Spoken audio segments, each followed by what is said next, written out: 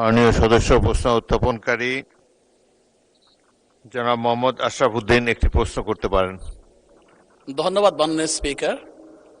আমার প্রশ্ন এখানে, একটা বেসিক শিল্পনগরী করতে গেলে বাংলাদেশে আমরা দেখে আসছি জমি অধিগ্রহণ, সেই সাথে সমীক্ষা, বাস্তবায়ন সব মিলিয়ে 5 বছর চলে যায়।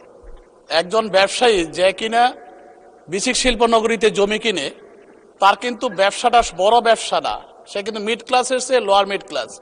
তো 5 বছর যদি লেগে যায় একটা বেসিক শিল্পনগরী চালু করতে, যেখানে প্রাইভেট অর্গানাইজেশন 1.5 বছরের ভিতরে করে ফেলে, তা আমার প্রশ্ন হলো যে 3 বছর সময় নেবেন উনি বাস্তবায়ন করার জন্য, এই ঘুরে ফিরে 5 বছর থেকে এই সময় কমিয়ে উনি 2 বছরের ভিতরে আনতে পারবেন কিনা, তাতে করে আমরা একটা উন্নয়নের মুখ দেখতে পারবো, ব্যাঘাত মোচন হবে এবং উদ্যোক্তা সৃষ্টি হবে। আমি চাই এখানে উনি কিভাবে সময়টা কমিয়ে নিয়ে আসতে পারবেন কিনা।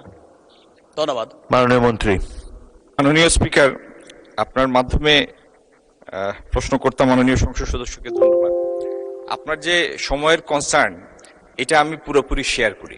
তবে একটা জিনিস কি, বেসিক শিল্পনগরী এইভাবে প্রতিষ্ঠা হয় না যে কিছু সংখ্যক সম্ভাব্য শিল্প উদ্যোক্তা তাদের প্রকল্প জমা দিয়েছেন এবং বেসিক শিল্পনগরী প্রতিষ্ঠার পরে তারা তাদের কাজ শুরু করবেন, ব্যাপারটা এরকম না।